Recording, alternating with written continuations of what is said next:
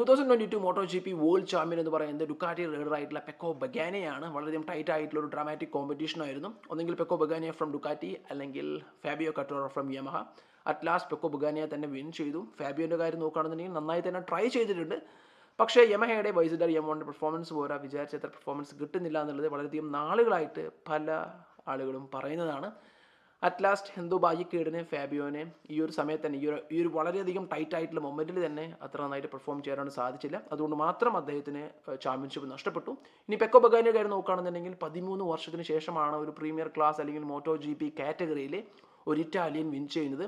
2009 Rossi win ചെയ്തതിന് ശേഷം അല്ലെങ്കിൽ ചാമ്പ്യൻഷിപ്പ് നേടിയതിനു ശേഷം ഒറ്റ ഇറ്റാലിയൻ പോലും ചാമ്പ്യൻഷിപ്പ് നേടിയെടുക്കാനായിട്ട് സാധിച്ചിട്ടില്ല.